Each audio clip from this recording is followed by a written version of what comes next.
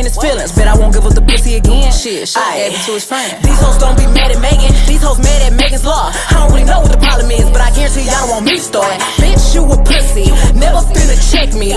Every chance you get, bitch, y'all weak ass wanna dress me. Bitches swear they cheat, but the G must stand for goofy. When the fuck did all the gangsta niggas turn to groupies? We are talking about Aquarius today. So if you are here today, you have some personal planet, sun, moon, rising, or point, personal planet or point in Aquarius. The Aquarius is the futuristic humanitarian, and I'm Corinne with the Wellness Plant. I'm a holistic nurse, I'm an astrologer and an herbalist. And at the Wellness Plant, we do mind, body, soul healing. And part of that is astrology. And you can get a reading from me and see what services we offer at thewellnessplant.com. So the Aquarius, the catchphrase for that is I know. Aquarius is the rarest zodiac sign because of the short month of February and because of the abrupt change from Capricorn to Aquarius. It's a really short period of Aquarius. So Aquarius started this year, January 20th at 7:51 p.m. The sun ingressed into Aquarius, and it'll be over on the 18th of February. Aquarius is considered the water bearer, and it's associated with the season of the flood in ancient Egypt. During the time of January, February was also ancient times they used to clean the house. And so there's a kind of energy of out with the old and beginning something new. The glyph of Aquarius has been associated with nourishing humanity with knowledge, and or the shock waves of the voice of humanity. It's like an electrifying impulse. So the waves and the zigzags of the lines can represent nourishment, i.e. like water, or electrical energy. And these two things are associated with the sign. It's the 11th sign of the Zodiac, and Aquarius takes the physical building blocks of Capricorn and leads it towards the future. It encourages humanity to bring its best foot forward before the ending and spiritual merging occurs in Pisces. So as we all know, like Pisces is the ending, and Aquarius is preparing humanity for that process, bringing us to a higher level of thinking. The building blocks of Aquarius, y'all know that it is a fixed air sign. The fixed signs are Aquarius, Leo, Scorpio, Taurus. And there's something about all these signs which relate to the foundational qualities of thought, earth, water, or air. And Aquarius brings us down back to the foundational thought processes, which can bring us all together. It is in a trine aspect to my sun, so I'm kind of glad to be back in the air sign. So, of course, I just said it's an air sign. All air signs have the quality of just intellectualism and bringing people together. The thought realm associated with the breathing, the air that we need to connect. And feeling light and detached is an airy quality. You know, air doesn't really like to be weighted down. So it doesn't deal with gravity in the same way that Capricorn does. It is a freedom type of energy as well. So Aquarius, during this time of year, people are welcoming new ideas and innovation. There's intellectual abilities being peaked at this time, and ideas can be fixed and convicted as well, because Saturn does rule this sign. And it does kind of make the thought process, the thinking process a little bit more potent than the other air signs, because it's fixed air. So it's very strong, and it's also the greater malefic that's ruling this sign. So Aquarius is a yang or masculine sign. Okay, so it's not, it's air signs and fire signs, as we know, are day masculine, yang signs. Okay, air signs have to communicate with others. So it's an outward projection of energy, where earth and water is more internal, reflective type of energy. Air needs to communicate ideas and be able to interact with other people. And in the sign of Aquarius, that's expressed a lot as well, because it's the higher mind, societies, communities, and things like that. So it definitely is a masculine type of energy. And then right here, when I looked for Aquarius in mythology, if y'all watch my other videos, you know that I don't really like to do the traditional Greek astrology. I try to switch it up a little bit. And so I did Egyptian, the Nile. And the Nile has a lot of associations with the sign of Aquarius, believe it or not. And so that's why you might see the water-bearing sign symbol for Aquarius associated. We're talking about the mythology of Aquarius, and the Nile is associated with Aquarius. And a lot of people think, I think y'all may get this a lot if you're an Aquarius sun, that you're a water sign. You're not a water sign, okay?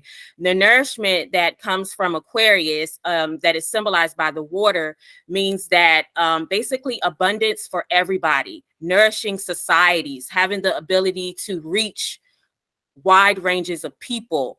And so that's kind of what the Nile kind of represents. And we'll watch a quick video on the Nile, and then I'll kind of give some reasons why the Nile was associated with the sign of Aquarius in ancient Egypt. The Nile. This is a famous quote attributed to the Greek historian Herodotus. After all, without the Nile, the ancient Egyptian civilization would never have reached its apex. The Egyptian civilization established itself and flourished on the Nile banks. The Egyptians were absolutely aware of the river's decisive role for their own livelihood, and due to such paramount importance, the river was deemed sacred by the villages that lived off of it. The Nile is regarded as one of the world's largest rivers, competing for the first spot with the Amazon. Starting in Ethiopia and Kenya, the river bathes 11 different countries. When it reaches the Mediterranean Sea, the river splits itself into different branches, thus forming the Nile Delta. According to Egyptian mythology, the river Nile is associated with the god Hapi, the deity that personifies the great river. This is often depicted as an overweight figure, which, in antiquity, was a sign of a deity who had experienced a nourished and fertile existence. The river Nile was known for its floods, which engulfed massive areas along the banks. When the river returned to its normal course, the flooded lands became tremendously fertile, much due to the nutrient-filled sediments left by the river. To celebrate that fertility, the ancient Egyptians made offerings and sacrifices to Hapi for his generosity. These lands were extremely fertile, to the point of producing large amounts of agricultural surpluses. These were exported, which attracted a considerable flow of wealth into Egypt. Most civilizations that lived along the Mediterranean shores, such as the Greeks, the Romans, and the Phoenicians, imported cereals from Egypt to feed their people. There was a Nilometer in the city of Kom-Ombo, which was a type of well used to measure the Nile's flood levels. These measurements allowed to know approximately which lands were fertilized by the Nile. These would then pay more taxes to the state. In turn, those that had not been hit by the floods would see their taxes cut or even receive tax exemptions. The river was also quite important for the movement of people and goods throughout Egypt. Without the river, a large share of the pharaonic works built all over Egypt would be nothing short of impossible. After all, the transport of massive and heavy stones and obelisks from distant lands was only possible using the Nile sailing vessels. Although a gift, the river Nile also posed considerable dangers. Its waters were the shelter of dangerous creatures such as the gargantuan Nile crocodiles and dodgy hippos, which attacked vessels and destroyed agricultural areas. In addition to the dangers brought by the animals, the Nile floods were also a great hazard. Periodically, great floods hit the communities that lived on the river banks. However, if the Nile floods were insufficient, famine could devastate the whole of Egypt. Today, the Nile floods are now controlled by man due to the construction of dams like the one in Aswan. This dam was built to ensure the region's hydric safety while preventing catastrophic floods and generating electricity. Nevertheless, this same dam has also been a source of major environmental and archaeological impacts. The dam created lake-flooded large-sized areas filled with archaeological vestige. The renowned tomb of Abu Simbel was dismantled and later reassembled elsewhere. The construction of the dam had an impact on the river fauna as well. The populations of migratory fish suffered a massive drop, and so did the fertility of the land on the river banks. Currently, the river Nile is managed by man-made efforts, but this powerful force of nature continues to support the millions who live on its banks. Therefore, the famous quote of Herodotus remains true to this day, as Egypt is still a gift of the Nile.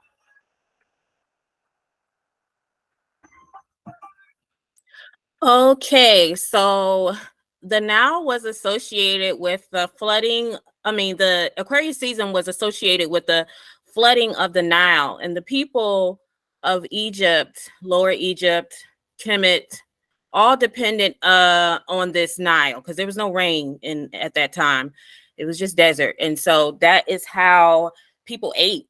And so after developing some sort of irrigation system with the Nile waters, trade was able to be established between different nations, and it just allowed for development of more innovative ways to survive. So ways to farm, systems as far as measuring the Niles and who got the most water, all of that was developed. And this intellectual and innovative period started from just that flooding of the water. And so some of that connotation and some of those themes show up in Aquarius. Okay, so during Aquarius season and for Aquarius people, right? Or placements. And so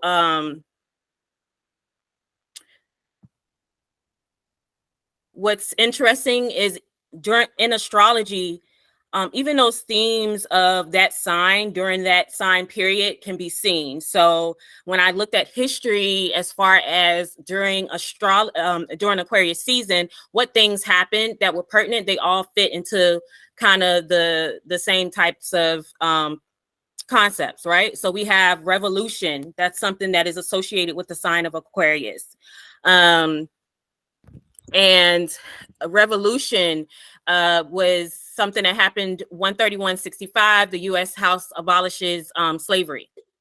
And we also have Black History Month. So there's some themes about supporting the people, supporting the underdog. All of these things is very Aquarian. Where it differs from Capricorn is Capricorn wants to be at the top, moving into Aquarius is about groups of people progressing.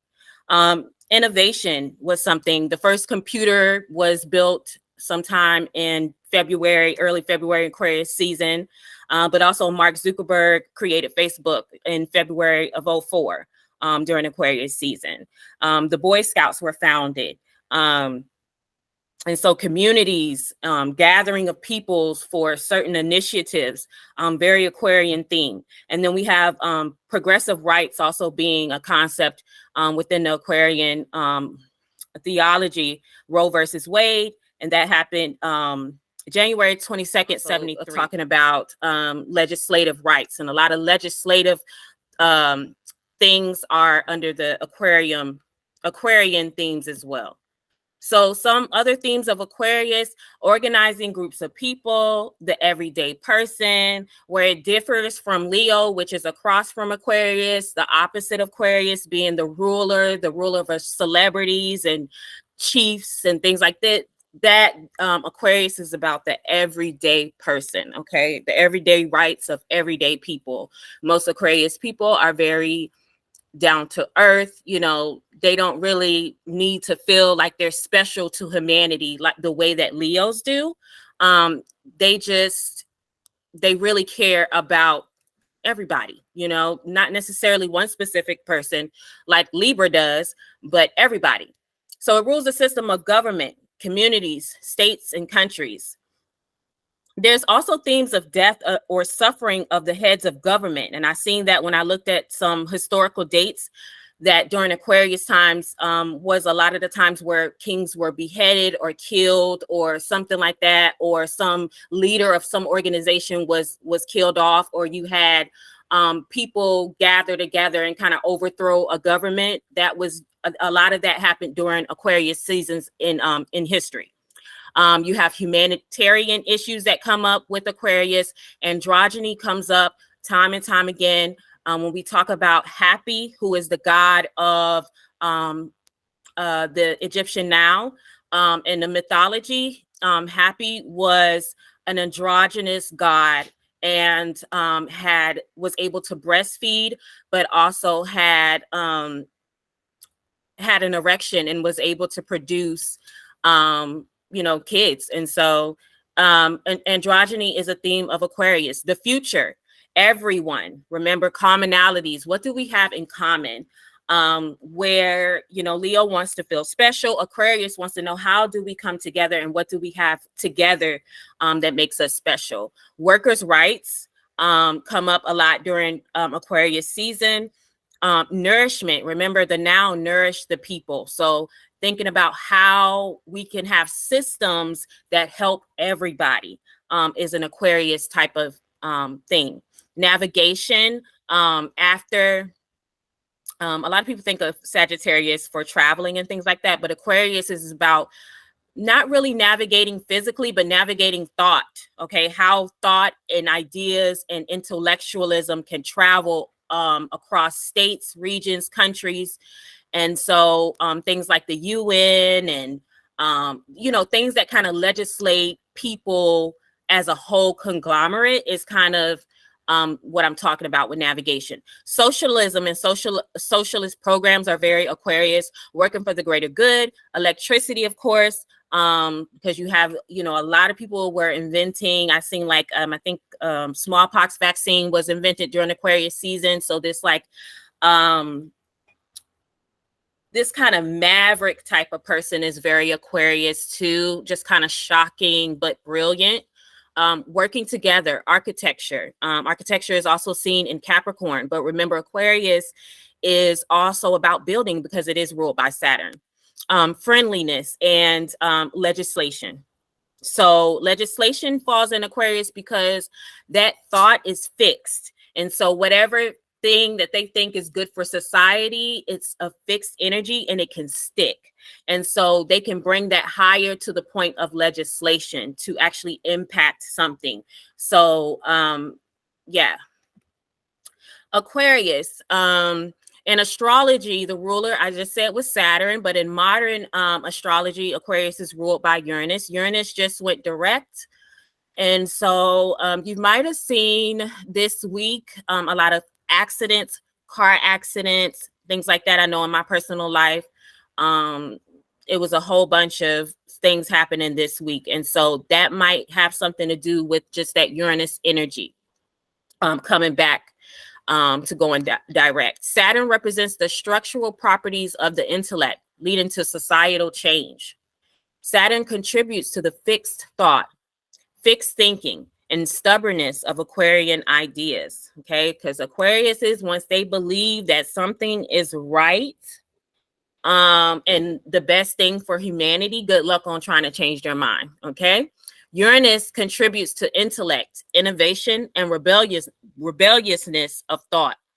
I will talk about Saturn ruling Aquarius because I use traditional rulers, but Uranus is still important to the sign itself, especially in regards to innovation.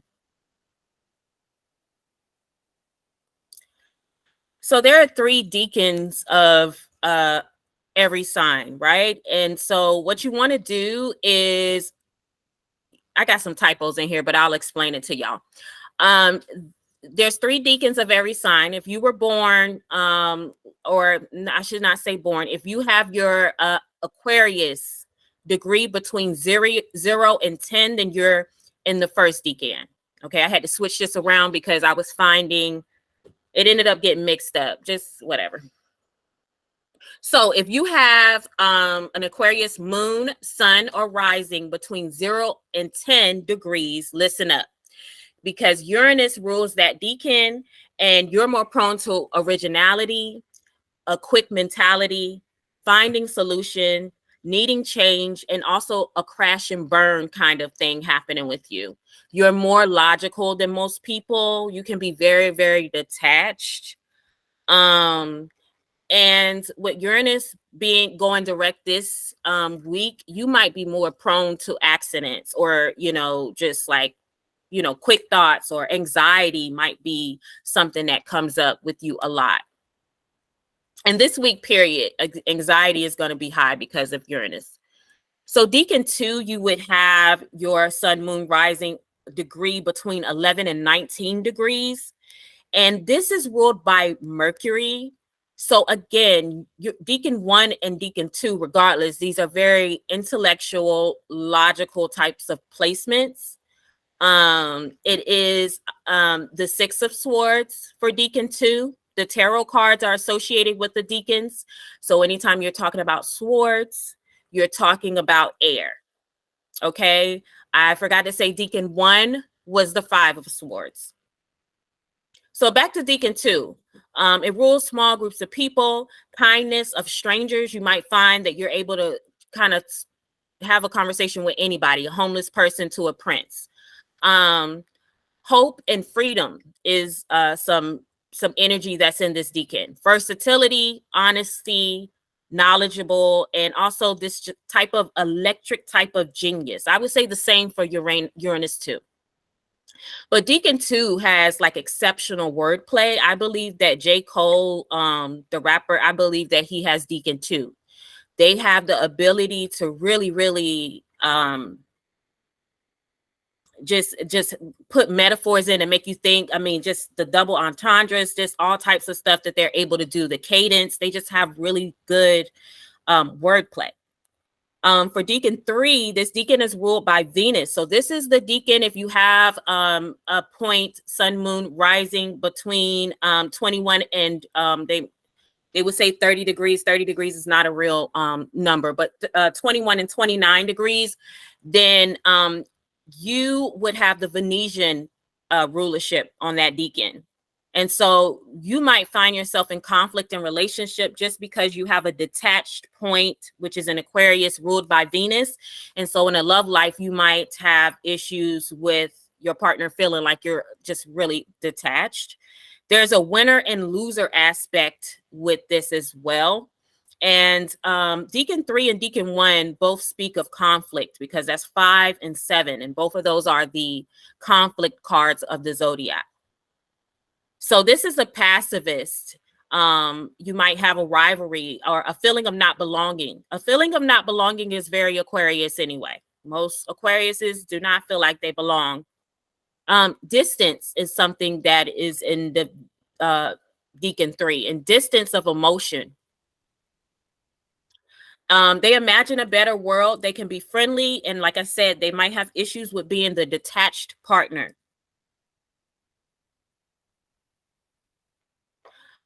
More about Saturn. So Saturn ruling Aquarius, right? So Saturn is a tricky planet. It's the greater malefic.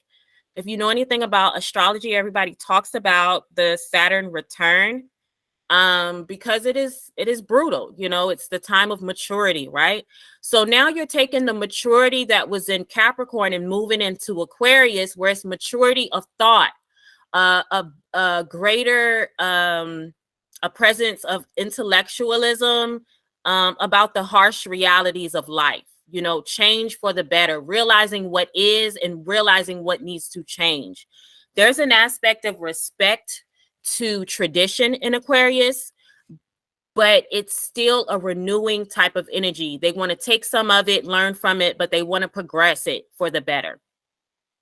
With Saturn ruling the sign, you have a respect for maturity of thought. Okay, so people for Aquarius energy, people that are immature or ignorant or just can't meet you where you're at intellectually, you just probably put up that Saturn like, okay, I'm not going to talk to them anymore because they're just dumb. That's very Aquarius. Time management is very Aquarius, even though I would say Capricorn is a lot better with that because air has a problem with kind of structuralizing that sometimes, but they can be not in relative to what time is it I got to do this, but more we have the time right now to do what we need for the future. You know, looking 5 years into the future, it's more futuristic in regards to time. Okay. They see things like they are. And Aquarius is not the type of person, because of Saturn ruling this sign, that's going to make things roses. You know, they're going to tell it like it is. You know, society is fucked or whatever they want to say, and things need to change. So that's very Aquarius. they concentrate on the lack of society. What does society not have? And lack is a Saturn word.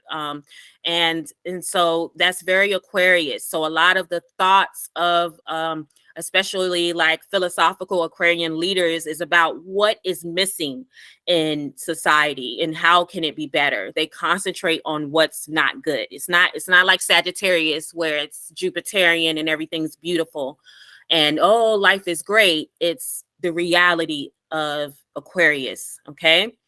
The harsh facts of life. And Saturn retrogrades once a year for 5 months. It just went direct. So Saturn is in Pisces right now, if you do not know. And Saturn, the greater malefic, remember, we talked about it a little bit in Capricorn, but Saturn is associated with death and renewal as well. And so, you know, what we're seeing with Saturn and Pisces is a lot of death on the seas. I believe when Saturn first went into Pisces, we saw that well, the people that went to go see the Titanic, whatever that was. And we've seen, you know, some things going on with relationships with other countries. And Carla, I know you're a Canadian, but I'm trying to, you know, just based on the US stuff. And there's some issues with getting I guess transport issues and things like that with Saturn in Pisces. And so there've been a lot of like people stealing things on the seas or killing people on the seas or boat wrecks and things like that. And that really coincides with the Saturn and Pisces. It spends about 3 years in each sign, and it's the second largest planet in the solar system. Saturn return occurs every 30 years. So about age 27, you start feeling the responsibilities of life. Okay. And you'll get that again around age 57. Astrology for today. So I don't know if everybody knows, but I elect my presentation times. And so I wanted to have it I wanted to have this meeting today when Uranus was direct, and it is direct. And I also wanted Jupiter to be direct. I wanted Mercury to be having something to say because this is an air sign that we're talking about today. So today Mars is next to Mercury. And so that facilitates talking and conversation. It was in the 7th house. And so I was like, yeah, this will be a great time to do this, this special on Aquarius. So the sun is at 8 degrees Aquarius. We're already in the season. Usually I record before the Zodiac season, but we had some really bad transits in the beginning of Aquarius season, and I just didn't want to do a podcast then. Venus is in Capricorn right now, so you might be talking about your money and really like what is going on with your money, like how you can make more money. It's in an earth sign, so it can do more right now. The physicalities of that, tax season, things like that, what you owe, things like that, your responsibilities with money with Venus in Capricorn right now. You also have Mars in Capricorn exalted. So Mars likes to be in Capricorn right now. And so it's a good engine. If you have something that you want to start or something like that, Aquarius placements, this is a good time to do it. With Mars in Capricorn, myself, I've been able to get a lot done. So use this energy right now to get things done. You have planets, everybody is direct, I believe, except Neptune. And so this is a great time to really, no, Neptune is direct. This is a good time to get stuff done. And then you have Pluto, and that's kind of been the thing that everybody's been talking about. I don't know if y'all heard about it, but in astrology, most of us are talking about Pluto moving into Aquarius. It's moving in and out. It'll be out of Aquarius again in September, come back in Aquarius in December. And so this is a very transformative time for you, Aquarius placements, regardless if you're sun, moon, or rising. You're going to feel this shift, if you haven't already, of Pluto coming into your sign, where you're going to be, especially if you have early degree Aquarius stuff going on, you're going to be a little bit more intuitive and conscious of the unconscious. If you have, it'll be in Aquarius for the next 20 years.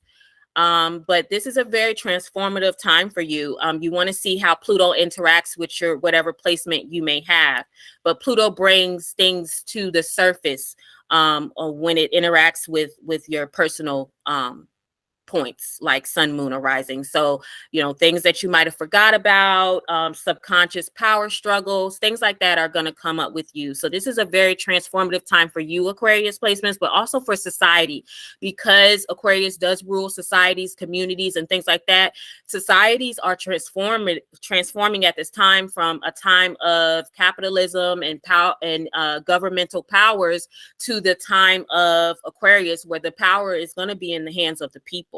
And there's going to be a struggle for that. But I think we're going to learn a lot about what we're made of during this Pluto and Aquarius. And we're going to see the worst parts of humanity during this times, but I feel like it's going to help us to change. Okay. We have Saturn and Pisces, like I told you, at 6 degrees, and it's trining Jupiter and Taurus. We have all these Earth placements, so that means you can really make things happen. And now that we have the Sun in Aquarius, we finally have some air, and we have been dying without air. I have been dying because I need air in the chart. It just makes things more fluid, more light, and things kind of circulate better when air is in the chart. So we got the South and North Node, the North Node in Aries, and we have the South Node in Libra. We were seeing a lot of things with the South Node in Libra with people's past relationships. Jada and Will Smith came up. A lot of things were coming up with like Cassie and Diddy during this time. So a lot of like people's relationship issues are coming to the forefront with this South Node Libra transit. Let's see what else we have. With Aquarius, let me just tell y'all what y'all can look forward to, because you have some transits coming to impact the Aquarius sign. Okay, we just had a full moon in Leo, where the moon was at 5 degrees and opposed Aquarius. So if you have any early degree Aquarius, there might have been something that was revealed to you. Or, you know, wherever your Leo house is, look to see what type of changes you had that might have occurred during that time. So on February 5th, Mercury will enter Aquarius, and it will meet up with the Pluto that's at 0 degrees there. And there may be some psychic abilities, weird foreign concepts, archaeological finds. Remember, Pluto rules the underworld. New medication or treatments might come about as well. On 2/9, there will be an Aquarius new moon. I don't know what degree that will be in, but if it's aspecting anybody, you want to look and see on February 9th where the new moon is. See if it's aspecting you. This is a good time to manifest. I don't know if you do moon rituals or spells, but this is a good time to do it if you need something right now on February 9th. Because it is in the sign of Aquarius. On February 13th, Mars will enter Aquarius. And for those who are Mars Aquarius like myself, we'll be having our Martian return. So we're going to be motivated to change, have unusual approaches, and it will conjunct Pluto. It's going to be deep and transformative. We might be seeing some kind of war. We hope not. But we see things brewing right now, right? Venus will enter the sign of Aquarius on 2/16 around Valentine's Day. So those who have early Aquarius signs, y'all got a lot of early Aquarius degrees. You got a lot going on in the next few months here. Okay, so now we're going to get into the different points that you may have in Aquarius. We're going to start with Aquarius moon.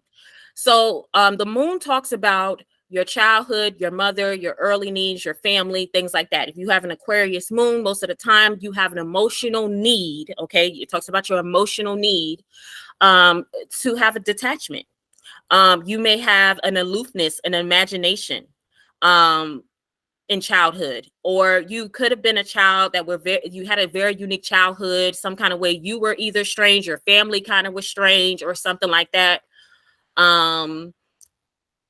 Like I said about being unique, you can be subject to melancholy. Remember that the Saturn is ruling your moon. So you could be, someone that could be have a tendency for depression. You might be emotionally independent, okay? And you might be concerned with bettering the lives of people everywhere. So somebody that was a Aquarius moon was Marilyn Monroe. I'm not going to do the whole interview here, but we're just going to watch a little bit of Marilyn. What I really picked up from this, though, is Marilyn Monroe was a Gemini sun and an Aquarius moon. And what really came out in this interview was a part of her that I really had never seen before, because I really don't pay attention to her. But it was that she was so bouncy and buoyant and free, and she just felt very air when I saw it, and it's really hard to grasp air. A lot of people don't understand the element of air, but because it can't be seen, it's not as tangible as the other elements, but there's a freedom in it, like a lightheartedness in it. It's an element that makes you kind of you don't take anything too serious kind of sometimes. And so let's just see, how that manifested for Marilyn. And this is 9 minutes long, so we definitely not listening to this whole thing because, air signs, we got short attention spans. Hold on, let's see. So this was 2 days before she committed suicide.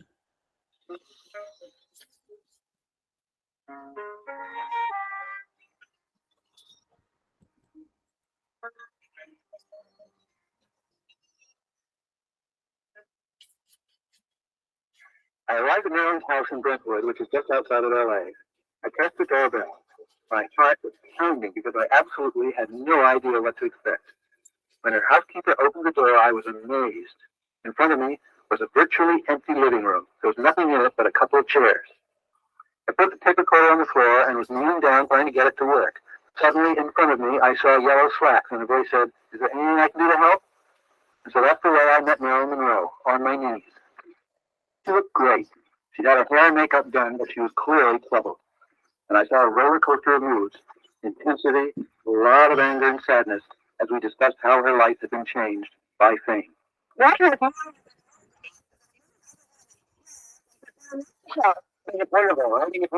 wonderful. Fame and happiness, it seems to me, is certainly temporary and a partial happiness. For faith, and I'm not calling myself an orphan, but I was brought up away. I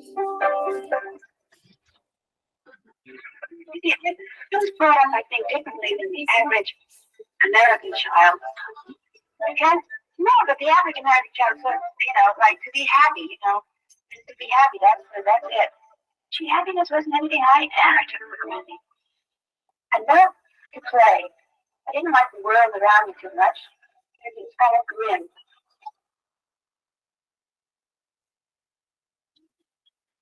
I just felt like I was on the outside of the world. It felt like everything opened up.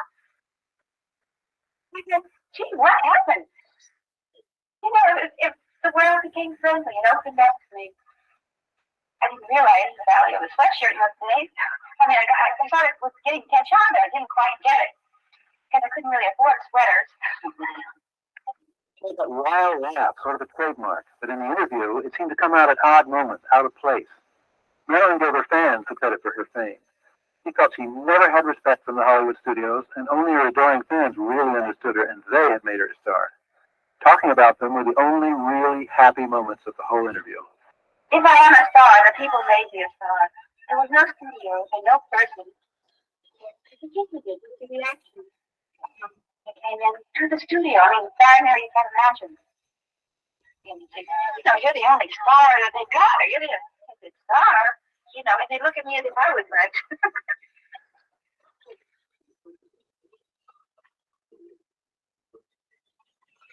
I never thought I had an effect on people until I guess I was in Korea. I didn't think until then, really, because studios that I did, the mom says, remember one thing, you're no star.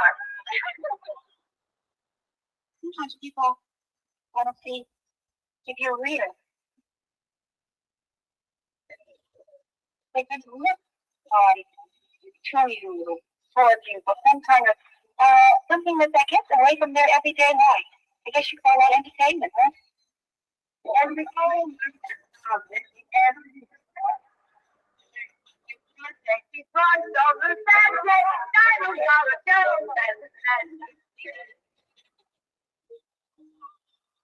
People are now scared to get involved. But people, that's something you can trust. Coming out of my apartment in New York, 57th Street, when I come out of the door, they say, Marilyn, you this morning. To me, it's an honor. Marilyn was ambivalent about being a sex symbol and ambivalent about the press who had reinforced that image. They had delivered the audience to her, but she still didn't trust them. That's why she wanted my questions in advance and clearance of the final story. Of course, she loved the attention of the press, but she hated being mobbed by reporters and photographers every time she came out in public.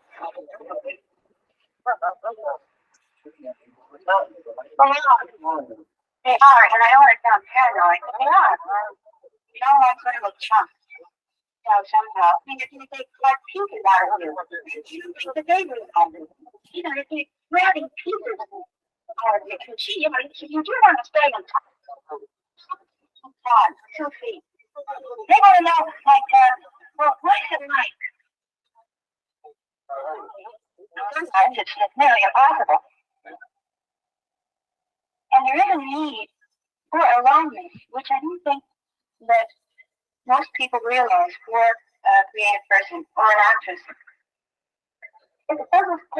Okay, so that's an Aquarius moon. Was there anything that y'all picked up on that might have kind of gave away that she was an Aquarius moon? Certain kind of secrets for yourself, but Yeah, I mean, she talked about having an unconventional childhood, which I know you talked about. Yeah, for sure. Anything else?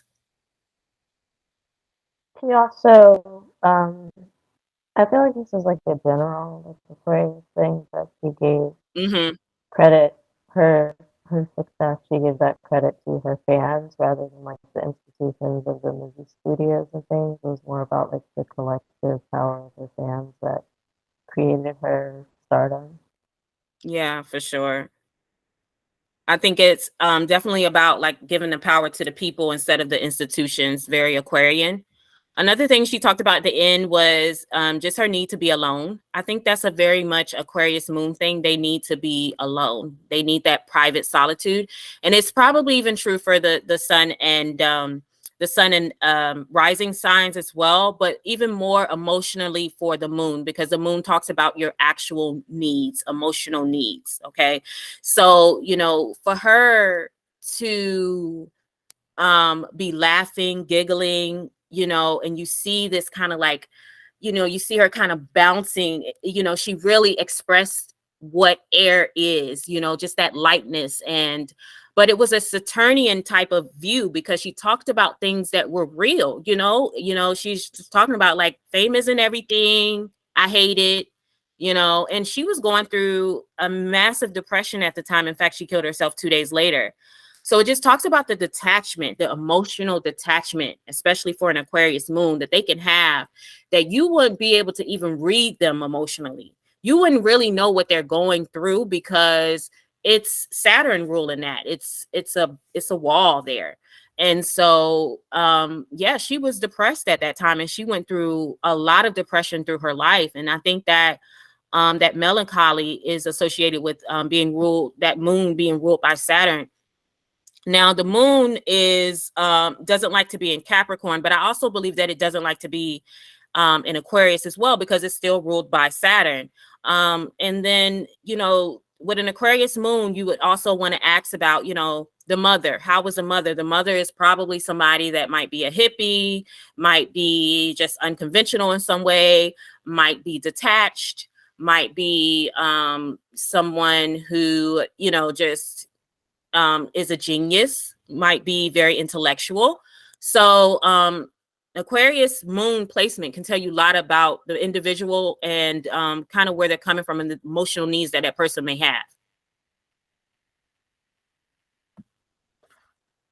Okay, So the Aquarius sun is talking about the ego needs, where the moon is talking about the emotional needs.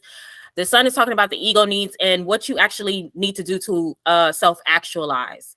I pulled Audre Lorde for my Aquarius sun. I love her. And so let's just listen to a little bit of Audre Lorde. There is no hierarchy of oppressions, by Audre Lorde. I was born Black and a woman. I am trying to become the strongest person I can become, to live the life I have been given, and to help effect change toward a livable future for this earth and for my children.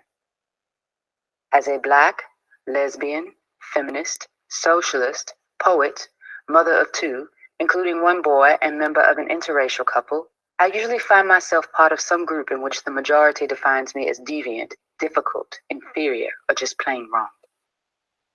From my membership in all of these groups, I have learned that oppression and the intolerance of difference come in all shapes and sizes and colors and sexualities, and that among those of us who share the goals of liberation and a workable future for our children, there can be no hierarchies of oppression. I have learned that sexism, a belief in the inherent superiority of one sex over all others and thereby its right to dominance, and heterosexism, a belief in the inherent superiority of one pattern of loving over all others and thereby its right to dominance, both arise from the same source as racism, a belief in the inherent superiority of one race over all others and thereby its right to dominance. Oh, says a voice from the Black community, but being Black is normal. Well, I and many Black people of my age can remember grimly the days when it didn't used to be. I simply do not believe that one aspect of myself can possibly profit from the oppression of another part of my identity. I know that my people cannot possibly profit from the oppression of any other group which seeks the right to peaceful existence. Rather, we diminish ourselves by denying to others what we have shed blood to obtain for our children. And those children need to learn that they do not have to become like each other in order to work together for a future they will all share. The increasing attacks upon lesbians and gay men are only an introduction to the increasing attacks upon all Black people. For wherever oppression manifests itself in this country, Black people are potential victims. And it is a standard of right-wing cynicism to encourage members of oppressed groups to act against each other. And so long as we are divided because of our particular identities, we cannot join together in effective political action. Within the lesbian community, I am Black, and within the Black community, I am a lesbian. Any attack against Black people is a lesbian and gay issue, because I and thousands of other Black women are part of the lesbian community. Any attack against lesbians and gays is a Black issue, because thousands of lesbians and gay men are Black. There is no hierarchy of oppression. It is not accidental that the Family Protection Act, which is virulently anti-woman and anti-Black, is also anti-gay. As a Black person, I know who my enemies are, and when the Ku Klux Klan goes to court in Detroit to try and force the Board of Education to remove books the Klan believes hint at homosexuality, then I know I cannot afford the luxury of fighting one form of oppression only. I cannot afford to believe that freedom from intolerance is the right of only one particular group, and I cannot afford to choose between the fronts upon which I must battle these forces of discrimination wherever they appear to destroy me. And when they appear to destroy me, it will not be long before they appear to destroy you. All right, come on now, Audrey. So when you have an Aquarius sun, you have an ego need for freedom. You have an ego need for equality, for tolerance. You have a certain conviction about you. Because you understand the underscores of society, you're able to see through that Saturnian lens what is lacking in society, what is lacking and what prevents us from moving forward. There's an independent spirit to the Aquarius sun person. And friends are very important for an Aquarius sun. You need your friends. They help you determine who you are. There's a theme of intersectionality within the Aquarius sun. And you can really see the compounded types of oppression in a lot of people that wear Aquarius on their sun. In some type of way, you belong to a group that is marginalized, and you're very aware of that. And most Aquarius suns have a need or want to correct that, right? You have a philosophy that what helps you can help everyone. And something that really stuck out to me with Audre Lorde's "There's No Hierarchy of Oppression" poem was, she said that when she's amongst lesbians, she's Black, and when she's amongst Black people, she's a lesbian. And that's so layered, but there's always a way in which you never feel like you belong. I think as an Aquarius sun, you always stick out. And the reason is because you're really meant to, by this sun sign, you're really meant to bring light to the people that are not being seen. It's really the opposite of Leo. Leo has to develop their ego, has to develop their talents and creativity to become something special, to be promoted up. And Aquarius is really about, how am I a part of a society that is not provided for? And how can I fix that? How can I bring light to that? For the Aquarius rising, I put Lady Gaga. Lady Gaga exemplifies a rising sign. So what is your rising? Your rising is essentially who you are, who you were born to be. If you have an Aquarius rising, then Saturn is ruling your chart. You want to look where Saturn is in your chart, and what sign it's in, what house it's in, and what aspects it makes, because it speaks to a lot about you personally. It's the most personal part of your chart, okay? The sun is who you aspire to be, and the rising is who you were born to be. It's a unique personality. It's idealistic. It's quick-witted. It's unconventional in their dress. So we know that Lady Gaga dress is very, it's eccentric, to say the least. She's intolerant of any ignorance. Usually when you're an Aquarius, anything, you just really don't have time for ignorance.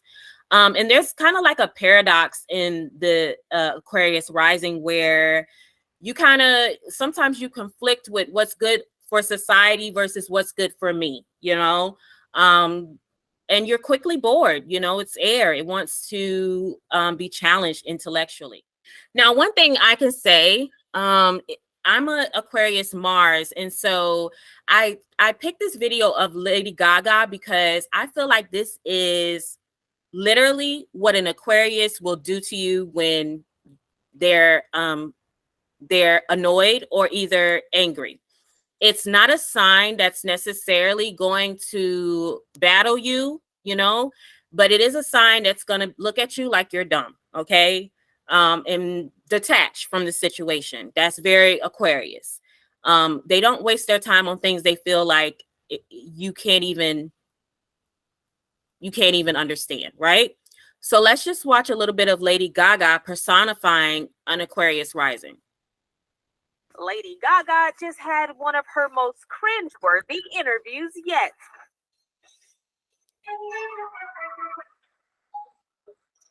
Mother Monster appeared to have her poker face on during Friday's episode of BBC Breakfast, refusing to answer questions about the upcoming presidential election and the Republican presidential nominee, Donald Trump. You've declared your backing for Hillary Clinton. Yes. There will be a new president, and it could be Donald Trump. I have nothing to say of him. Journalist Charlie State pushed the issue further, and things only got more awkward. I'm intrigued that you literally won't say anything about him. You have endorsed Hillary Clinton.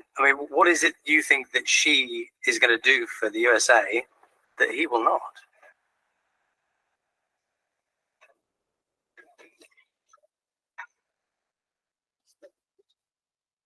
I think she will do a good job. Some people want to win races.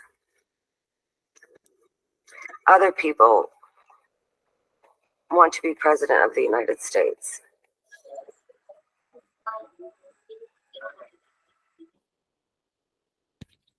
Okay, y'all. So when I saw that video, I was like, this is so me in an argument. Like, once I've had enough of like answering your questions, and it's such a way to like how air can be ruled by Saturn. Stone face detachment. That's an Aquarius side, kind of personality when, they can be very talkative, friendly, communicative. But if you don't really, support what their ideas are, or you're just kind of ignorant, then they can shut down and completely turn into into the Saturnian coldness. Aquarius can be cold. I have an Aquarius child, and when she doesn't want to be bothered, she can really hurt my feelings. And Aquarius has that ability to really put on that malefic, that Saturn kind of energy where they're just cold, detached, and they're just going to tell you something. It's going to hit you like somebody stabbing you in the heart with some ice. It's just cold and rigid and detached. And so y'all might be able to identify with that, being Aquarian as well. All right, so we have some Aquarius suns here. The Weekend, Alicia Keys. I don't want to mispronounce her name, but I love her. She's Al, you know how to pronounce her name? You're usually good at that. And then Megan Thee Stallion, my boo. Okay. This is Princess Diana's chart. And she is an Aquarius moon. I'm gonna skip all this stuff here. Her Aquarius moon is at 25 degrees. Just knowing I don't know her, just knowing about Princess Diana. Is there anything that kind of sticks out to you guys in regards to her personality that you would associate with Aquarius? Geez, I don't know much about her, but I know that she's known for being unconventional. That's about the extent. Oh, that's a good point. That was actually not something I was thinking about, but that's a good point, because like when she ended up marrying Prince Charles, like she was very unconventional in the way that she did things. She was not as modest as the other princesses. She wasn't from money. And she really, I think what really stuck out to me for being Aquarius moon was that she really wanted to personalize her experience of being a princess. She didn't want to be put on this high, like, respectability type of thing. She really wanted to be a princess of the people. And she was a lot more lax, down to earth than a lot of other princesses. She wasn't as dainty. She went traveling all around the world, met with different people, shook hands with everybody, and just had a general love for humanity. That's something that really like stuck out to me. She always talked about the issues of humanity and in what ways that humanity wasn't really serving the future and children and things like that. That was really important to her. So to me, in addition to her having a Jupiter in Aquarius, so she's going to be more giving. She's going to be she wants to do philanthropy and help other people and humanitarian work, and all of that kind of represents that moon Jupiter in Aquarius. She has an emotional need to attach to people, and she did do that. One thing that was similar with her and Marilyn Monroe was both of them really didn't like the attention. They didn't like paparazzi. They just didn't like that kind of stuff. And she did have a tendency to melancholy, and she did have, issues with kind of being sad because of her position of fame. I think that's very telling to the position of Aquarius, because where Leo's going to be so happy, jumping up and down, I'm a center of attention, that is not really something that Princess Diana wanted to be associated with. Audre Lorde is an Aquarius sun. Okay. And she is a 29-degree Aquarius sun, which I love 29 degrees. The last degree of a sign usually holds the power of that sign. It's a very potent degree. So she was an Aquarian to the heart, because having that, you own all the energy within that sign when you're at the last degree. She also had a North Node in Aquarius. She had a Venus in Aquarius, and she also had a Saturn. She had a Saturn-Sun conjunction. The Venus in Aquarius is sometimes seen in the LGBT community. because Venus in Aquarius can be associated with unorthodox romantic relationships, just not conforming in your romantic life or in your partnerships. And she was definitely a unique person. Like she said, she went different places. She just didn't fit in anywhere, right? And so I think like she was just very much Aquarius. With the sun and the Saturn, there might have been some issues with, you know, the father, male dominance, you know, or feeling constricted in her personality, you know. But she had a tendency to give to people that she saw. She has Jupiter in her first house, and so she can be very giving and loving. Let's see what else is important about her chart. She has a moon in the 7th house along with Uranus.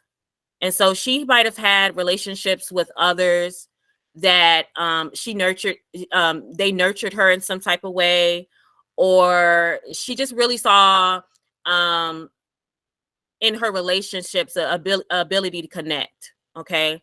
A lot of air going on here. And she just was a very giving person, a very open person, and kind of just talks about the complexities of life, right? She's also a Mars and Mercury. Mercury was in Pisces. So Mercury does not like to be in Pisces, but she was an awesome writer. Sometimes you'll find that even though the planets don't like to be in a particular sign, that friction of that makes a creative person. So she definitely was that. So Nicki Minaj is a 14-degree Aquarius rising.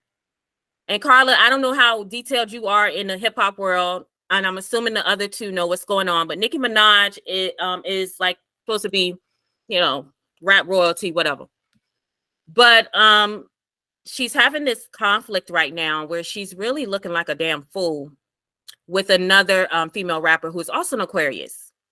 And I thought it was very funny that both of them, after that full moon in Leo that opposed Aquarius, they get into this big argument, right? And she has Mars in her 12th house. She only has Aquarius, that's Aquarius rising, but that's all she needs.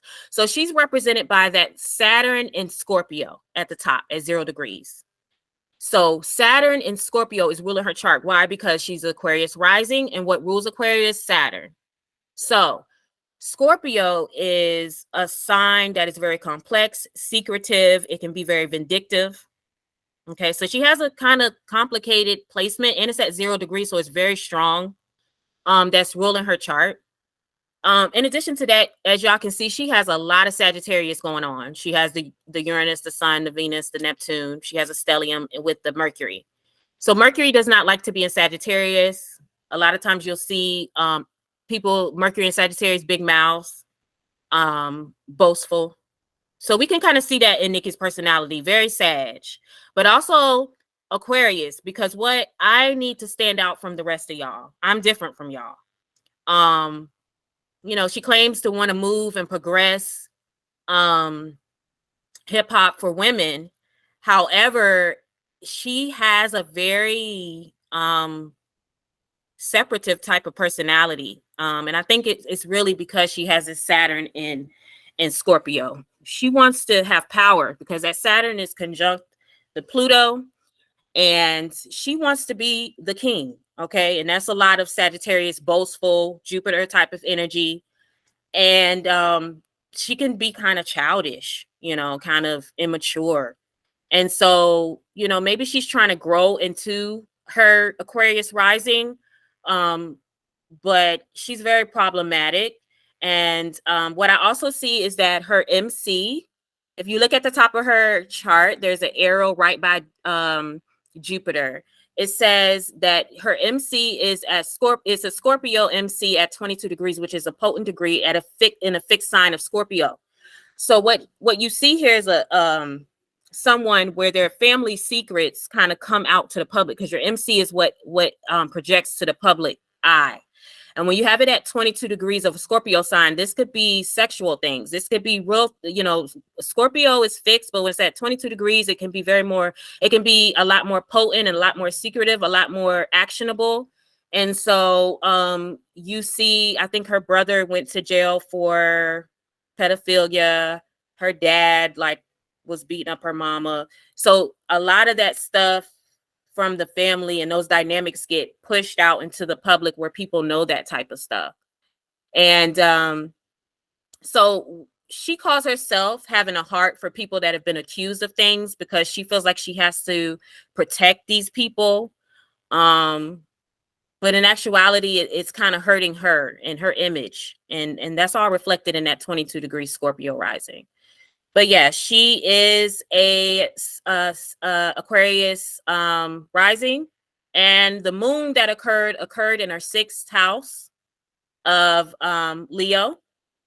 So if you guys that moon was at the 5 degree of Leo. So if you guys look in your chart and see where that's at, because it's opposing maybe some of your Aquarius placements if you're early, and it's at least opposing you by sign, your sun, moon, or rising. Okay. So she had it in the 6th house and 12th house. And this is why I think that Nikki is doing drugs. Okay. Because the 12th house has to do with unconscious, escapism, drugs. It's a Pisces type of feeling. And then she has the 6th house, that moon opposed that. And so, you know, her need to kind of shine and things like that. I mean, I just think that she's very insecure. She has issues with women and femininity. And a lot of that stems from her childhood. All right, I'm not going to get all into that, but I just wanted to pull her chart just because she's kind of trending right now with Megan. And I don't think a lot of people knew she's Aquarius rising. I think it's interesting that they arguing and both of them are influenced by the sign of Aquarius. The Leo full moon brought people around, you know, start talking about it's showing people in their egos. You know, Leo is very prideful, boastful, and she's already a Sagittarius. And so I just feel like with the full moon, it just, you know, by Friday morning, she was already on 10. And so, you know, we're kind of seeing how that full moon impacted. Okay. Lord, I was talking a lot. All right. Now we're going to get into you guys' chart. Does anybody want to go first? And what I want you to do is I just want you to tell me, don't tell me your Aquarius placement. Just tell me something about you, something that is Aquarius about you, and what you do. Let's start with Al. I'm going to start left to right because that's on my screen. Go ahead, Al. Something about me and something that I do? Yeah. Something Aquarius about you. Oh, I guess I really love my friends. My friends are like my family, and my friends are like my lovers, and my friends are everything to me. So I think that's a really big Aquarius thing. And sometimes, for sure. Yeah, I think that my friends are like really important to like how I understand the world and social relationships. That's very Aquarius. Asoki, you know Al, right? Okay. So I'm not going to have you guess Al's Aquarius stuff because you already know probably. So Carla, tell me what you think Al is in Aquarius, sun, moon, or rising. I think, especially based on the things you were talking about, Aquarius sun. Yeah. Yes. I feel like Aquarius suns really can't hide who they are because they're so non-conformative and they're so Aquarius. They're just freaking weird. They're weird, but they're like just different. Not weird like that. You know what I'm talking about. But they just stand out in a crowd and you're just like, what is it? You just really can't put your finger on it. It's so Aquarius. And I feel like Al, you fit so many different things. You're just like a picture of Aquarius to me in Pisces. But let's see Al's chart.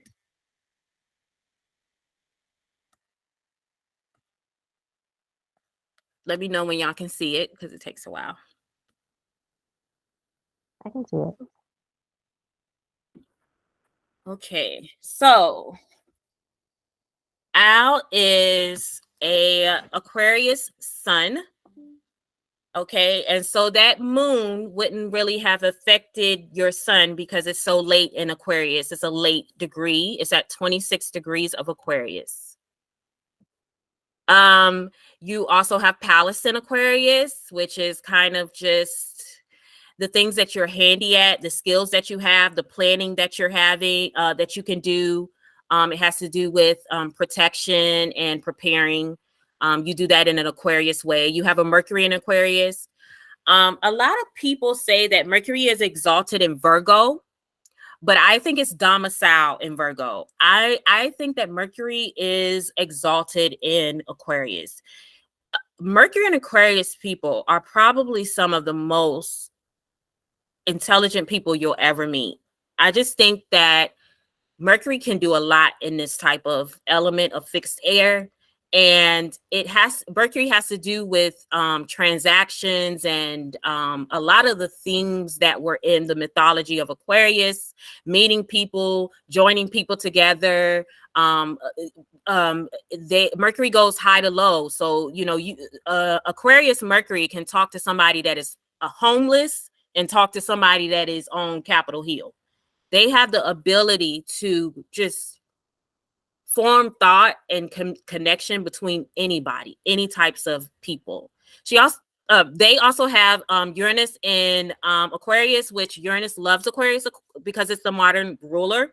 So your whole generation will have Uranus in Aquarius. And then you have Neptune. And I didn't realize that you have Neptune in Aquarius at 0 degrees. So you have Neptune at a potent degree, which is 0 degrees, and it's in a fixed sign of your sun sign. So this is going to make somebody extremely permeable. You're going to be a lot more softer and maybe even emotional and than the average Aquarius, I would say, because of that Neptune being so strong right there. And then also because your sun is in the 12th house. So it's in, a kind of a hidden house. Okay.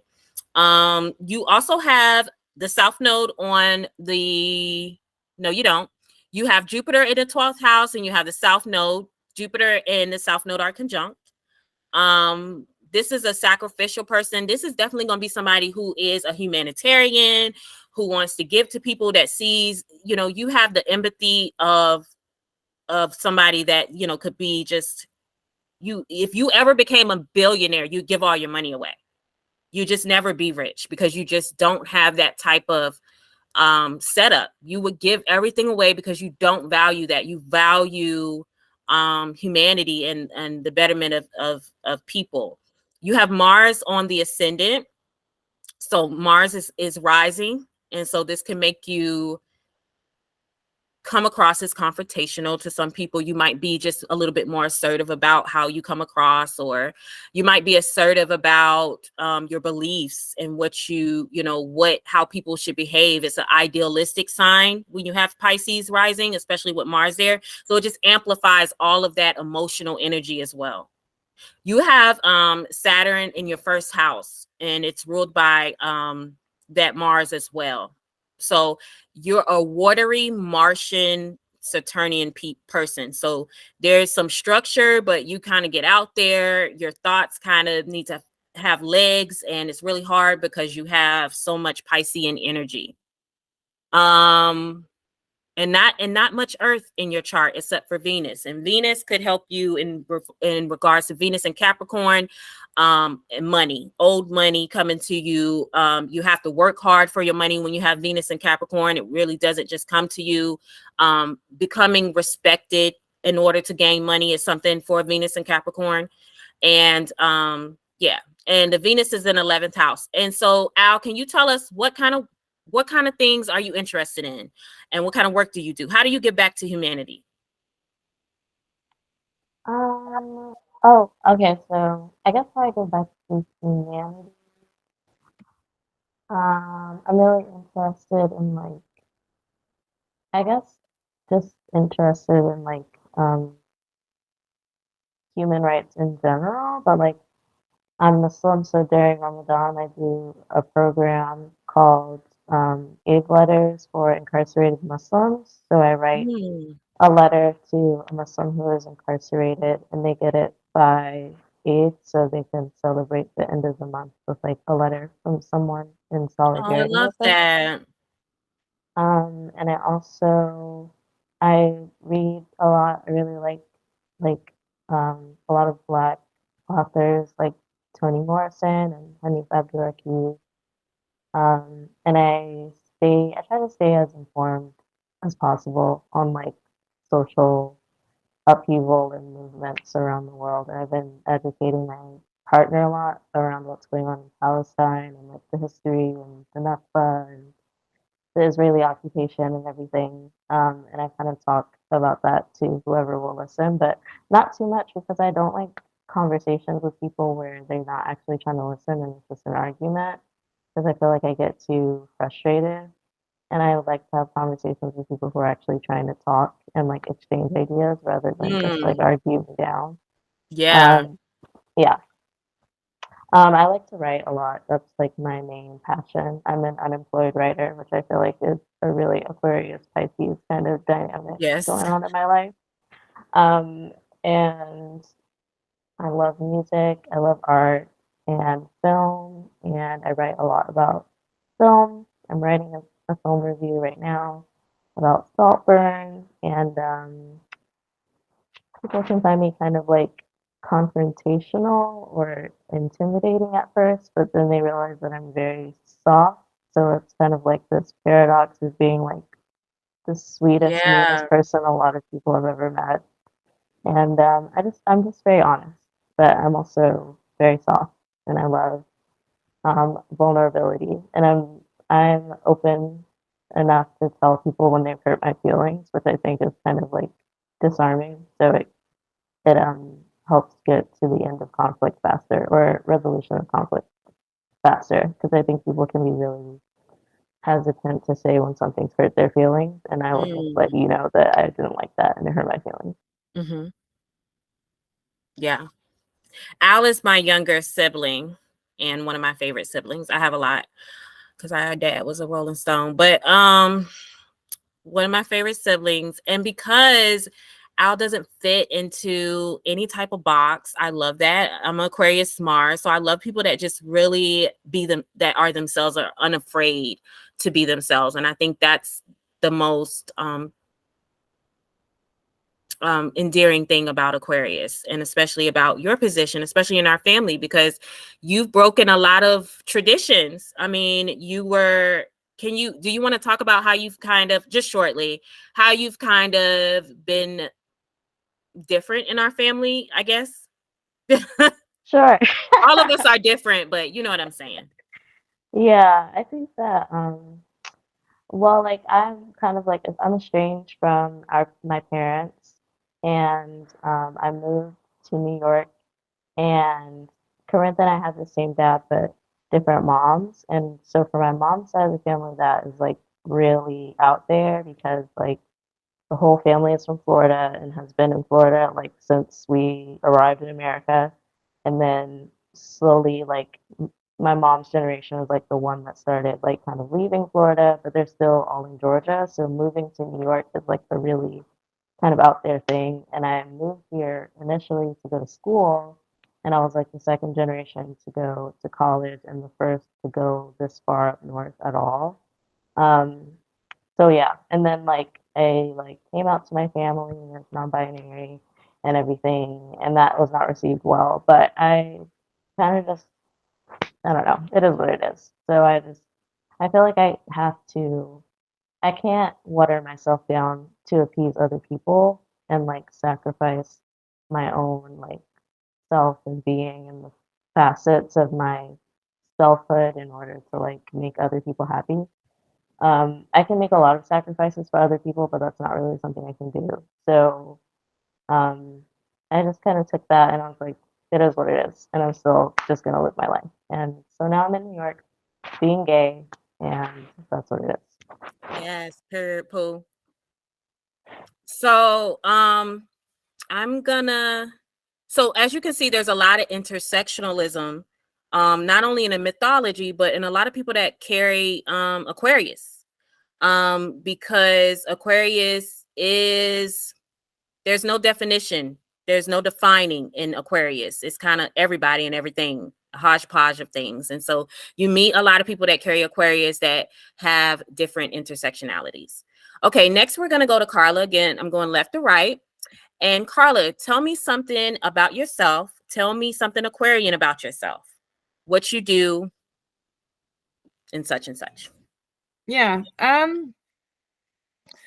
So I think for me, something that's really important that I'm passionate about is being able to zoom out from society and being able to look past like all society. So like all social conventions, like all social structures. Like I have a real fascination for like what is the truth that's beyond society. So I get really, I love astrology. I love working with the unconscious. So I work through dreams, conscious dance, and what else was I going to say? I love like wilderness, especially like when there's nobody around at all, like no sign of civilization.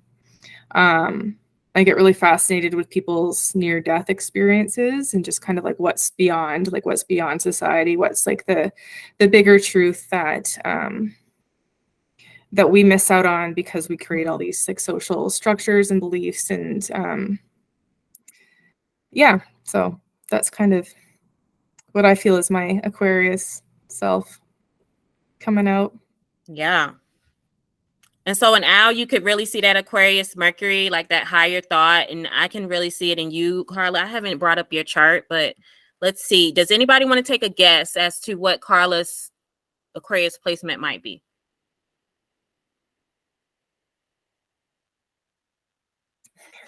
Just guess. You have a 1 in 3 chance of getting it right. Yeah. Is it Aquarius? I feel like it's like Aquarius Sun or Rising. I'm gonna go Rising. No. No. Now I'm gonna tell you that Carla does really come across as like wearing that Aquarius. You know, it's not like what I would think. I really associate you a lot, Carla, with Aquarius. Yes. And so Carla is a Aquarius moon at the 29th degree. Remember I told you about the 29th degree. So this is a potent moon, okay, because of where it's at. Capricorn sun just had hold on.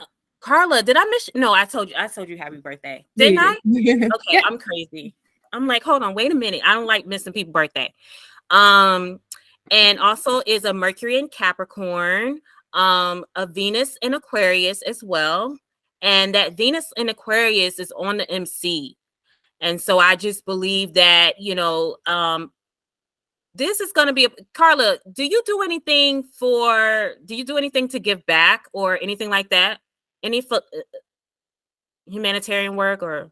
I have in the past. You have? Okay. Yeah. Recently, not so much, just having kids and stuff. Okay. But, yeah. And did you tell me what kind of work you did before or what kind of work you do?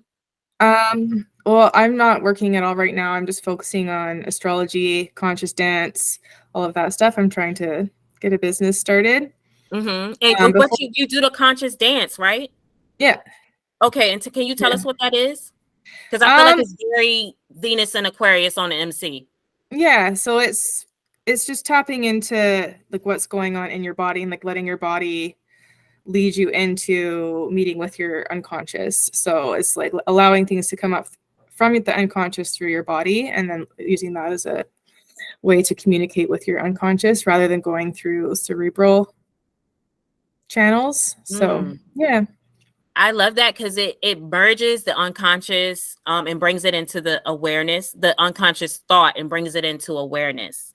I feel like that is such a Aquarius moon thing. Dealing with the communication with unconscious is very Aquarius moon or air moon type of thing. You have a Venus that is conjunct the MC. So doing unconscious dance work and things like that just seems like something that you would do because Venus is ruled by a Saturn in Libra. Of course, Libra loves the art and music and things like that. And so that makes sense to me. You have You have a Mercury that is in Capricorn. Mercury's in Capricorn now, and so you're doing your Mercury return, just had a birthday, and you have the South Node conjunct the Mercury. But you write a lot, right? You also are a writer. Yeah, you have in common trying with to be. Al. Mhm. Yeah. And so a Gemini rising. So writing and art and things like that would be something that we would see from be able to tell from her from her. Now, why do you think that you come across more Aquarius than the average Aquarius moon? I think just because it's on I have Aquarius on my midheaven. Mhm. And I have a pretty strong Saturn too. Like everything in my chart kind of points back to my Saturn Pluto down there in Libra. So I think that's kind of what comes across pretty strongly. Although like I'm also like very curious and I love to research and I spend way too much time Googling things. So I think like the Gemini ascendant comes across sometimes, but yeah, I think that but just a airy, like you have some airy ways about yourself. You're like, every time I talk to you, you're somewhere else, or you're doing something. You just don't conform. You're just doing your own thing. Like, and another thing that came across with you guys is like, I don't work. I don't define my work. I kind of just do my thing. And that's very air. That's very air, just going with the flow. You know, Aquarius doesn't really want to be defined. I want to do this. I want to do that. It's a yang sign. It's about freedom. So very much Aquarius. All right. Tell me something about yourself that is Aquarian. Do you do any humanitarian work, or what is Aquarius about you? Yeah, I'm a graduate student. That's what I do. And I want to be clear too. Al was born after me. I started doing these things first. Period. So I used to coordinate for this group called Abolition Apostles, which is like you send letters to people who are inside. And I like coordinate that and scan them. And then That's I'm cool. a graduate, so I write and read a lot. Yes. This is an Aquarius sun because I already got the birthday and I should have did this after I got the birthday information. This is Aquarius sun, and I'm going to share this. This is also, so what are you going to school for? It's for comparative literature, African American literature. So tell me what okay, you have to dumb that down for me. No, it's basically I just take two national literatures and I compare them and try to learn something from putting them in conversation with one another. Okay, so know what you're talking about. All right, so I'm gonna share your this is also an Aquarius Mercury, of course, because what the hell did you just tell me? Okay, so this is a Virgo. Oh my gosh. So you are freaking smart as hell. Number one, you're Virgo rising. You have Mercury ruling your chart from Aquarius, and you also are a Gemini moon. Okay. Like me, I love Gemini moon. So we stay curious. Lots of air here as well. You have an Aquarius sun, Aquarius Mercury, Uranus is also, semi-conjunct your sun. So this is gonna make you. Do you travel a lot, or did you move far from your family or something like that? Yes, I've been to Japan a couple times. I lived there for a bit, and I move a lot. Yeah. So you have Sag on the IC at 29 degrees. You're also a 29-degree rising sign, so you carry all that mercurial energy. What do you do to calm your mind? Because you have a lot of energy, and I could see you just like. Do you ever just get pooped out? Yeah, I have to take long breaks, especially from people. So I read a lot, I run a lot. That's what I do. Yes. So reading a lot for a Gemini moon, that sounds about right. And then you're moving a lot because you're the mutable cross. You know, you have Gemini rising, Gemini on your MC. So it causes a lot of movement. I mean, Virgo rising and then Gemini on MC. So a lot of movement. And your moon is in the 9th house of kind of higher learning. So it makes sense that you would be in grad school. I'm a teacher, right? Kind of. Okay, because you have Mars in the 6th house. So Mars in the 6th house is really happy there. That's the house of its joy. This will help you stay healthy and not be as sick as other people. You also have Jupiter in the 6th house, who is going to make sure that you're in the physical shape. Also, you said you work out. That makes sense because you have Mars in the 6th house, and you're going to be very conscientious about your physical body and your physical health anyway, because you're Virgo rising. And then you have the sun that is conjunct your Uranus. Are you going anywhere soon? Are you planning on going somewhere? Yeah, I should be going back to Japan soon. Okay, when is that? Next year, around September. Okay, so yeah, I was just asking because Uranus is going direct, and I'm just seeing that maybe you'll be doing some more traveling coming up, because Uranus will be, well, eventually in time, it'll be crossing over into your 9th house, and it's also aspecting some personal planets that also point to travel. Yeah, I love your chart. I wish I had more time to spend with it, but what I see is someone that is very busy, very intellectual, could have a tendency for anxiety, needs to take time for themselves, but you are on the move. You're going to do something. I don't know what you're going to do, but it's really good. And the work that you guys do to give back to people that are incarcerated, I really I respect that a lot. You know, that's brilliant.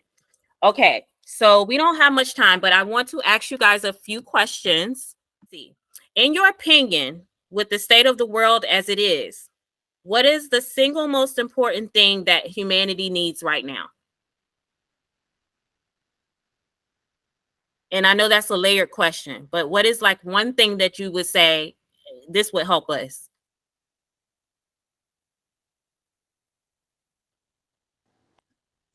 I think we need a little bit of destruction. I think we need to get rid of some systems entirely and start just from scratch. Okay, Uranus conjunct Sun, because Yeah, Uranus is about breaking shit down, changing everything. What'd you say, Al? I was going to say the end of capitalism. I agree with that. I'm very anti-capitalist myself. Carla, anything? I would say like a larger perspective that like is looking beyond like being able to have a bigger vision other than like the things that we've already created, like looking beyond it to find deeper meaning and like live by a deeper meaning rather than by just what's already there. So an elevation of consciousness. So as this, okay, so my daughter put this in. She's also an Aquarius. She's so silly. So as the smartest sign of the Zodiac, how will you broaden your intelligence in 2024? That's what more Aquarius Sun, but hey, you know. Anybody doing something intellectual, broadening their thoughts? What are you doing? I feel like this is more to do with like emotional intelligence. But I think even though I like respect like people's deeper feelings and stuff, I feel like a lot of my friends can come to me because I'm not going to judge them for having like darker thoughts or exploring deeper ideas. Like sometimes I can be kind of like dogmatic in the way that I approach other people's feelings. So yeah, I'm not really understanding I'm not understanding how the emotion translated into the behavior. I'm kind of just like, I don't understand why you just did that. And it comes off as like kind of judgmental. So I'm just trying to take time. Like if I don't understand something, I don't have to make it sound like they're weird for doing that. And just kind of like ask more questions before saying anything. I think that's awesome. I think that Aquarius has an issue with emotional attachment. I had an Aquarius mother. She was not nurturing at all. The smartest woman in the room, she taught me a lot about, you know, how to survive, but she just wasn't nurturing at all. And so I think connecting to emotions is something that can be beneficial to any kind of Aquarius placement, because you don't have necessarily the tendency to want to understand emotions. You a little bit more, Al, because you are a water rising, you're Jupiter rising, but a Pisces rising, but I just think that there is a need to kind of get in touch with emotions. Emotions are not something you can understand. you need to understand at first that emotions are not something you understand. That's like a masculine way of dealing with it. It's more of a feminine energy, so it's more of an intuitive understanding. All right, so anybody else have something that they're working on this year? Yeah. First, I just want to say I like when you do that, Al, but maybe that's Aquarius to Aquarius communication. But I'm hoping to have a little bit more life experience, put some effort into doing more. I tend to get stuck in my head and assumptions and ruminate on things by myself. So I want to bring that into the real world more often. I love that. Carla, you working on anything? You're growing your I know you have a lot of things you're working on, actually. Yeah, my goal this year is to actually like bring them out into the world, because I tend to not do that. So it's just like having the confidence to just like bring the things that I create into the world and stop being scared about it, I guess. Yeah, I love that. Be fearless. Mm-hmm. I think Aquarius is still ruled by Saturn, so it's going to make you have those type of inferiority issues. And so, yeah, I would love to see what you do this year. I know Carla because she's in my astrology group. I have like a astrology sisterhood, and so she's one of the people in there. Just so y'all know. Yeah, can I say one more thing just about that? Carla, just one thing that I've always found super comforting is thinking about like the destruction of humanity. So my Saturn is conjunct Pluto, and I've always found like huge natural disasters or asteroids hitting the earth or anything like that very comforting in a way, because I think it brings everybody down to the same level. And when I keep my mind there, it makes it seem like, oh, what I actually do in my day-to-day life isn't so significant, so I can do these brave things because like we could all just suddenly die anyways. So yeah. That is really Saturnian and sad to think about, but it is what it's like an Aquarius thing, like what brings us together, and nothing brings us together like death. Like the thought of, hey, you know, if we don't get this shit together, we just gonna die. That is so Aquarius. You know, how can we connect and get past that? In what ways are you detached?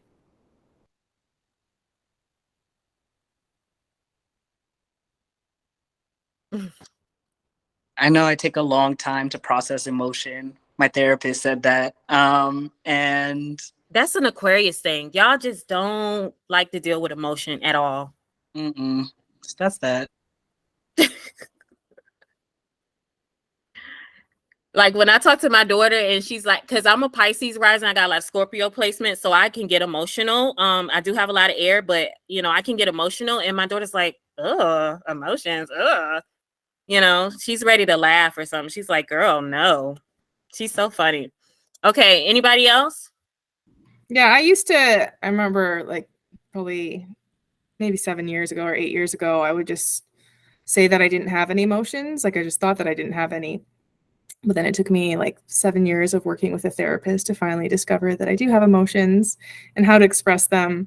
But I have my North Node is in Cancer, so discovering emotions has been a big part of my journey. And I think like the dance stuff has really been, and working with dreams has been really powerful for me with that. They were there, they were just all buried underneath and came out in my unconscious through dreams and stuff like that. I don't know. It's just a recurring thing. Especially, it's a recurring thing in like my romantic partnerships for the person I'm with. I feel like I don't care and I'm really detached and I don't care that they're upset, and it's not true. It hurts my feelings. Oh. But that's just like a thing. Like I give off this vibe, like I really don't care, but I actually really do. It's really frustrating. Yes. I feel like because Saturn is there, I feel like it just gives you like that stone look, like that, not resting bitch, but it's just kind of like nothing, just cold. People think that that's how you are, and y'all are really like, you are emotionally connected. I think you have to find that connection a little bit harder than other people because you're more rational than most people, but it is under that. I don't think you're uncaring people, that people, you know, a lot of times, you know, you see that those things going around about the signs. Aquarius gets thrown in there as being kind of the partner that ghost you, doesn't care about your feelings.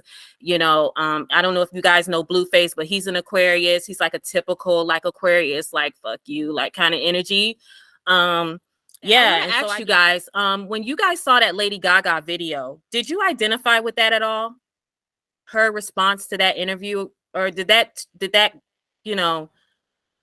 I really admired it. I wish that I had the guts to just do that, because that's often how I feel on the inside.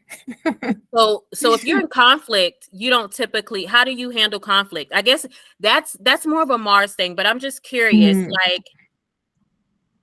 Well, my Mars is in Libra, so I don't tend to have a lot of conflicts. It's involved. But I will just argue. I'll start to get into debate mode, and I can just like I can be extremely cold, and I can just completely destroy people with my words if I choose to. That's a very Libra way to deal with that, though. Debating. Yeah, and then my Mercury is square to Pluto and Saturn as well, so. I think I can completely destroy other people's arguments if I want to, but as the more mature and older I get, I don't. Yeah. More. For I'm sure. pretty good at seeing the other person's side and for sure being reasonable. Anybody else identify with Lady Gaga? I was just curious. No. Yeah. Yes and a no. little bit. Okay. Yeah, a little bit. Like I feel like it's kind of layered, and it depends on like how angry I am and who the person is, but I do often feel like if I don't know you, I'm not really going to take the time to engage that much because I don't know you and I don't really care. So like I can kind of engage, but at the end of the day, I'm not going to be thinking about this tomorrow, so I don't care. I feel like that's an Aquarius thing. Like I don't care. Like I'm not going to exert that much effort on something that's not worth my time. I feel like that's very Aquarius. Is there an Aquarius? Is there Aquarius rumor that you want to dispel about the sign that you think is not true? I think one of them that we just cleared up was that you guys don't care about people. I don't think that's the case. I think you really do have a really deep concern about humanity. I think you just don't have the care for like immature foolishness, and you kind of direct your attention to in a more purposeful way. It's not that you don't care, it's that you just don't attach to things that don't really progress you. I think that's more of a way to put it. Any other things that you've heard about Aquarius that you want to be like, nah, that's not true? Go ahead. There's an image that we're very stubborn, and a lot of people think that that's immediate, but at least I can't speak for everybody, but I think we look at many sides and consider people's perspectives before coming to the conclusion that we're correct. But it's only at that moment, after considering all sides, that we get there. That sounds very Libra to me. Anybody else?